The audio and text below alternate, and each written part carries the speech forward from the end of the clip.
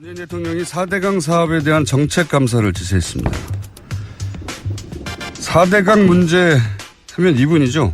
이명박 정부 초기부터 줄기차게 일관되게 지금까지 10여 년간 반대하고 비판해왔던 분입니다. 박창근 관동대 교수님 연결됐습니다. 안녕하세요, 교수님.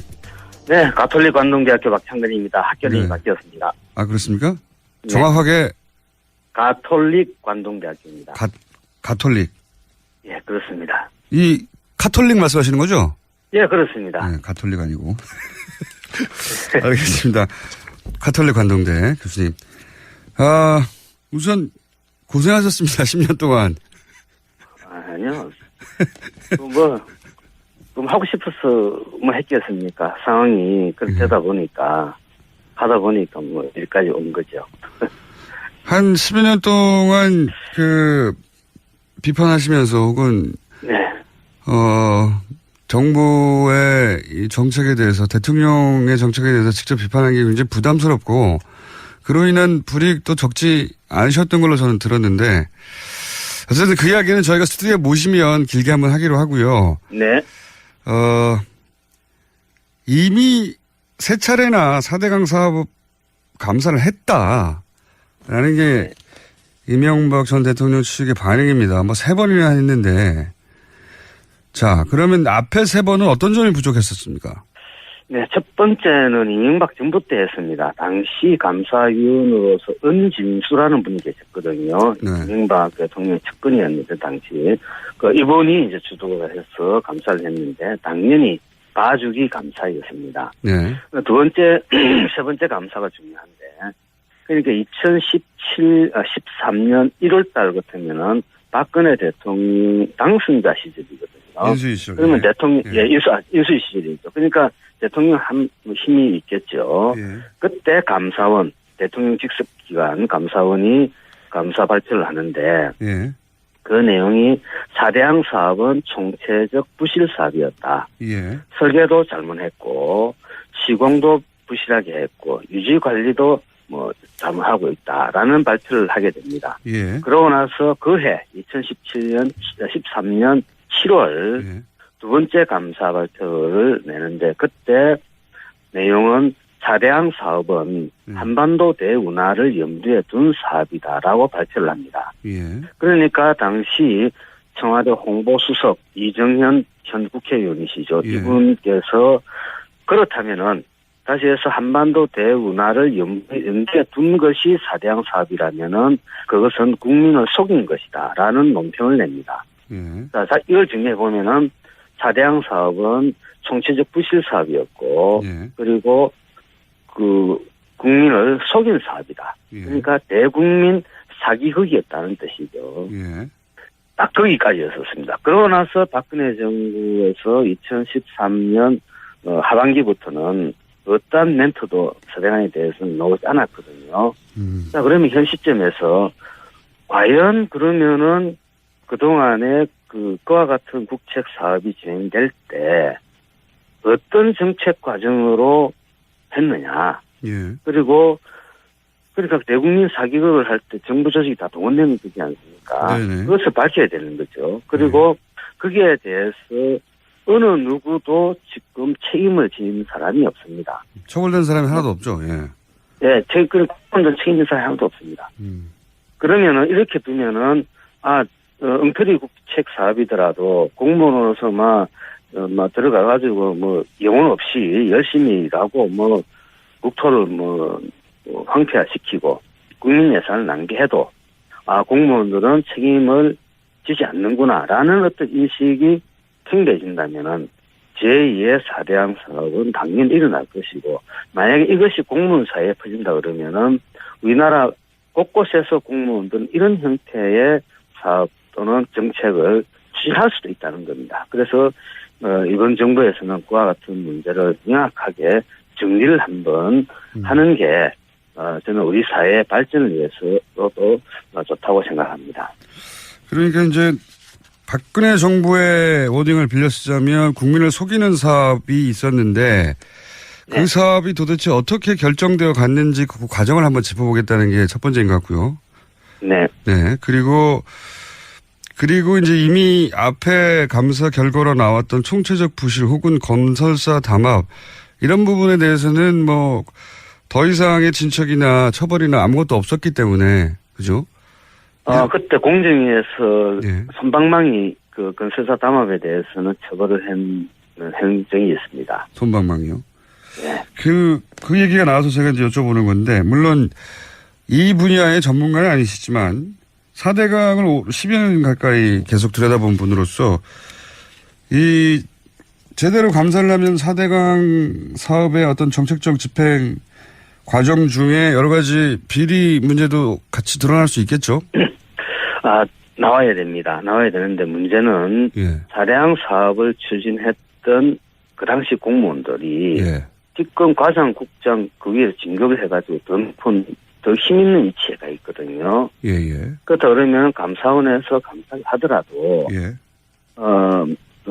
아주 세세한 부분까지는 밝히기가 아마 어려울 겁니다.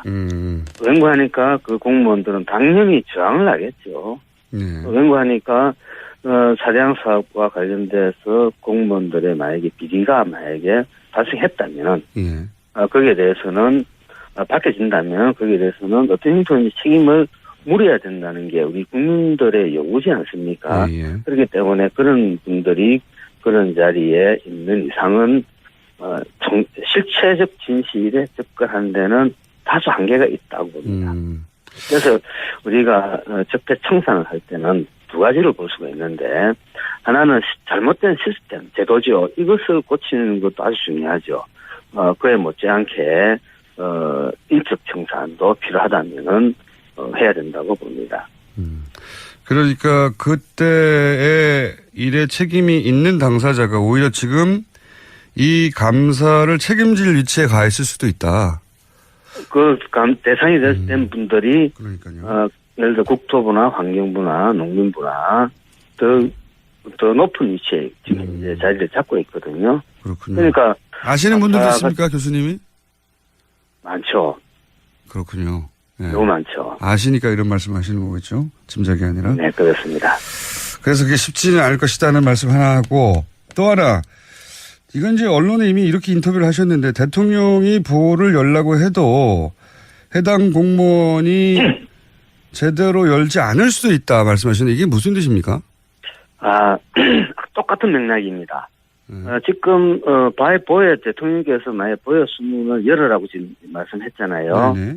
그래 그래 되면은 나중에 녹조가 줄어들고 이래 되면은 국민들이 그러면은 왜 보를 만들었느냐 라는 근본적인 질문에 봉착하게 되는 거죠. 만약에 그렇게 되면은 공무원은 자기 부정을 해야 된다는 거죠. 열심히 그 일을 할 때 보를 만들면은 수질도 좋아지고 물도 확보해서 좋은 사업이다 라고 홍보하면서 사업을 했던 게 머쓱해지잖아요. 자기 합리가 그러니까 무너지죠. 결국은 제가 지금 간접적으로 들은 얘기인데, 예. 국토부에서는 새로운 정부가 한 3년 동안 조사를 하자. 그러고 나서 보를 어떻게 할 것인지에 대해서 평가를 하자라는 얘기를 했다는 얘기를 제가 들었거든요. 지금부터 3년간 더 조사를 하고요. 예. 그러면은 문재인 정부도 한 3년 지나고 나면 좀 힘이 안 빠지겠습니까? 그러면 적정히 의작거리면서 또 넘어가겠다는 그런 꼼수를 부리다가 이번에 대통령께서 직접 지시를 해버렸죠. 물수문을 열고 그리고 물 관리를 국토부에서 이제 환경부로 옮겨라. 이것은 아주 역사에 남을 우리 물 분야에 있어서는 그런 정책 변화라고 봅니다. 그건 왜 역사에 남을 정책 변화입니까? 우선 그 전에, 그러니까 교수님이 계속 걱정하시는 거는 이게 이제 대통령이 감사하라고 했다고 해서 쉽게 될 일은 아니다. 그런 정책을 추진하고 10여 년간 계속 자기 합리화하며 유지해왔던 그 사람들이 그 자리에 여전히 존재하고 오히려 더 높은 자리에 가 있어서 쉽지는 않을 것이다. 걱정하시는 부분이 있고, 예. 또 하나는 환경부로 옮긴 게 왜 중요한 결정이죠? 관리를? 우리가 물을 관리를 할 때, 예. 물의 수량, 물이 많고 적으면 국토부에서 관리하고, 예. 물이 깨끗한지 더러운지는 환경부에서 관리를 합니다. 그러니까 물에서 어떤 문제가 생기면은 수량과 수질 문제가 있는데 예. 이것이 같이 연결되어져 있는 문제거든요. 예. 그러다 보니까 국토부는 자기 나름대로 해석을 하고 환경부는 환경부 나름대로 해석을 하다 보니까 국가 정책에서 엇박자가 많이 나게 됩니다. 아하.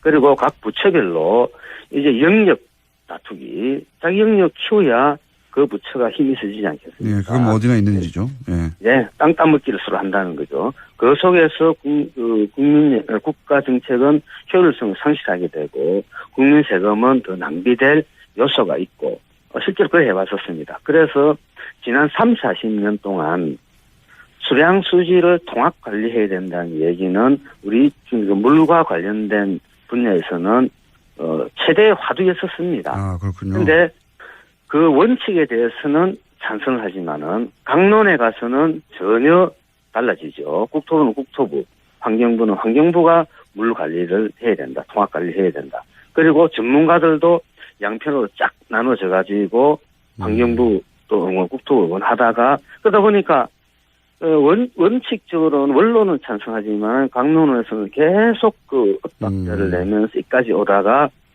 이번에 최종적으로 물 관리 일원화가 됐다고 볼 수 있고, 그다음에 또 하나는 이게 국토부의 수량 관리 업무가 환경부로 넘어왔거든요. 이것이 의미하는 바는 이제 하천을 개발의 대상이 아니고 하천을 자연의 일부로 보면서 생태계를 보존하는 것이 결국 우리 인간한테 이로울 것이다. 라는 정책의 큰 변화라고 볼 수가 있습니다. 그렇군요. 그래서 저는 물관리 일원화를 환경부로 한 것은 우리 물 분야에 있어서는 가히 혁명적 사건이다라고 저는 생각을 하고 있습니다. 알겠습니다. 저희가 스튜디오에 모시고 사실은 지난 10년을 자세히 꼼꼼히 짚어보고 싶은데 오늘은 여기까지만 해야 될 것 같습니다. 일단 큰 틀에서 짚어보고요. 멀리 계셔서 모시지를 못하는데 한번 서울에 와주시고요. 네. 마지막으로 제가 굉장히 많이 받은 질문이실 텐데 이 질문만 하고 이게 이제 물이 개발이 아니라 이제 환경의 문제로 자연의 문제로 관점을 바꾼 게 큰 혁명적 변화라고 하신 건데 네. 실제 녹조라든가 네. 이 환경의 문제가 4대강에서 굉장히 심각하다고 하는 문제 제기는 대통령 토론에서도 있었지 않습니까? 대통령 네, 후보 그렇습니다. 토론에서도. 근데 네. 이제 당시 홍준표 후보가 그렇지 않다. 라고 반론을 제기했어요. 근데 그 반론에 대해서 당시 다른 대통령 후보들이 명쾌하게 재반론을 하지 못했어요. 전문가가 아니다 보니까. 네. 그 문제는 어떻게 보십니까? 홍준표 후보는 그게, 예. 그 홍준표 당시 후보가 네. 그 녹조에 대해서 예. 제대로 공부를 하지 않으셨던 것 같아요. 녹조가 발생하려면 세 가지 조건이 다 만족해야 되는데 일단 오염물질이 하천으로 들어가야 됩니다. 예. 그다음에 온도가 올라가야 되고 그다음에 물이 정체가 돼야 되거든요. 고여야 된다는 뜻이죠. 이 세 가지 중에 하나라도 만족하지 않으면은 녹조 발생하지 않습니다. 근데 사대강 우리나라 낙동강을 본다 그러면은 오염물질은 도심지로부터 계속 들어오거든요. 그건 막을 수가 없습니다. 그 여름철이 되면은 온도 높아지죠. 예. 그것도 이제 낙동강에 녹조가 필 겁니다. 그런데 마지막 하나 남은 이 물이 흐르게 하면은 녹조가 안 생기거든요. 예. 그러니까 보를 건설해서 딱 막아버리니까 나머지 하나 조건이 충족이 된 거지 않습니까? 그래서 녹조의 어떤 메커니즘, 발생 메커니즘을 몰랐던 거고, 그리고 소양강에서는 녹조가 안 생긴다. 네네. 우리 고여에서도 일말했는데, 예. 소양강에도 사람이 많이는 안 살지만은 사람이 살고 오염물질들이 하천으로 들어옵니다. 그래서 소양강에도 3년에서 5년 주기로 녹조가 한 번씩 발생합니다. 아, 그렇군요. 발생하지 않는 건 아니고, 그러니까 팩트가 잘못된 주장을 하셨고, 그리고 현재 지금 낙동강에 가보면 가장 큰 문제가 이 녹조들이 죽으면 사체들이 비엉켜가지고 아주 고약한 냄새를 내고 있거든요. 예. 그리고 물은 걸쭉합니다. 녹조가 많이 피면은.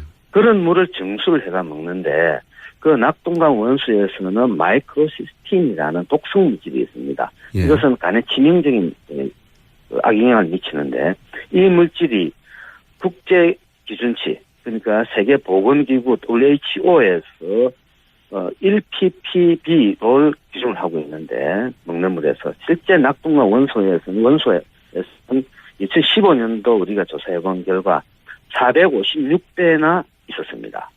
그것을 정수를 하면은 환경부는 독성물질이 다 사라진다 그러는데, 그러니까 456분의 1로 다 줄여야 되는 거죠. 근데 이 우리나라 정수 시스템에서 뭐 되겠다고 계속 이야기를 하는데 거기에 대한 불신은 국민들이 많은 거죠. 그래서 환경부는 물 관리를 이제 일어난다 그러면 말 그대로 깨끗한 물을 국민들한테 공급해주기 위해서는 과연 어떻게 하는 게 좋은지를 이제부터 고민을 해야 될 시점이라고 봅니다. 알겠습니다. 오늘 말씀 여기까지 듣겠습니다. 감사합니다. 네, 고맙습니다. 박창근 가톨릭 관동대 교수님이었습니다. 그렇다면은 다시 해서 한반도 대운하를 염두에 둔 것이 4대양 사업이라면은 그것은 국민을 속인 것이다라는 논평을 냅니다. 자, 이걸 정리해 보면은 4대양 사업은 총체적 부실 사업이었고, 그리고 국민을 속인 사업이다. 그러니까 대국민 사기극이었다는 뜻이죠. 딱 거기까지였었습니다. 그러고 나서 박근혜 정부에서 2013년 하반기부터는 어떠한 멘트도 4대강에 대해서는 나오지 않았거든요. 자, 그러면 현 시점에서 과연 그러면은 그동안에 그와 같은 국책 사업이 진행될 때 어떤 정책 과정으로 했느냐. 그리고 그러니까 대국민 사기극을 할 때 정부 조직이 다 동원되는 거지 않습니까? 그것을 밝혀야 되는 거죠. 그리고 거기에 대해서 가 중요한데, 그러니까 13년 1월 달 같으면은 박근혜 대통령 당선자 시절이거든요. 인수위 시절. 그러면 대통령, 인수위 시절이죠. 그러니까 대통령 힘이 있겠죠. 그때 감사원, 대통령 직속기관 감사원이 감사 발표를 하는데, 그 내용이 4대양 사업은 총체적 부실 사업이었다. 설계도 잘못했고, 시공도 부실하게 했고, 유지 관리도 잘못하고 있다라는 발표를 하게 됩니다. 그러고 나서 그해 2013년 7월 두 번째 감사 발표를 내는데, 그때 내용은 4대양 사업은 한반도 대운하를 염두에 둔 사업이다라고 발표를 합니다. 그러니까 당시 청와대 홍보수석 이정현 전 국회의원이시죠. 이분께서 문재인 대통령이 4대강 사업에 대한 정책 감사를 지시했습니다. 4대강 문제 하면 이분이죠.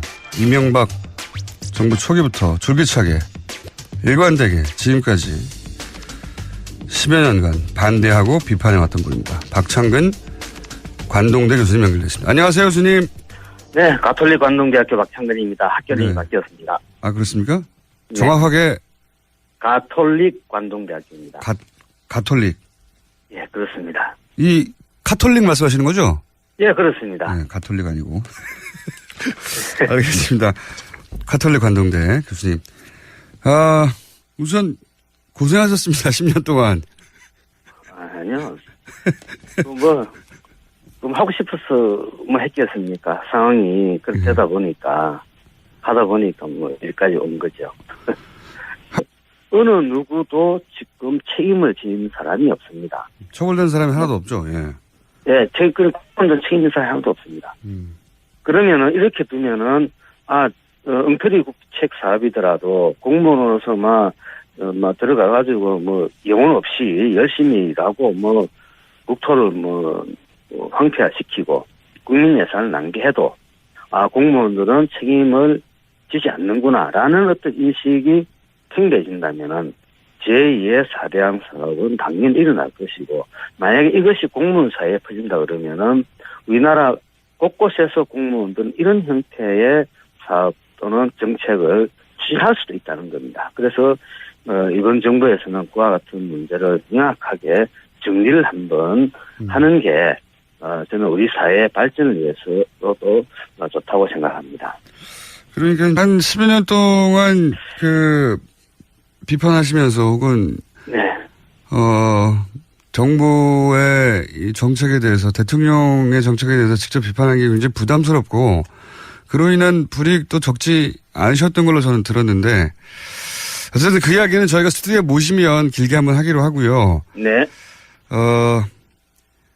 이미 세 차례나 4대강 사업 감사를 했다라는 게 이명박 전 대통령 측의 반응입니다. 뭐 3번이나 했는데 자 그러면 앞에 3번은 어떤 점이 부족했었습니까?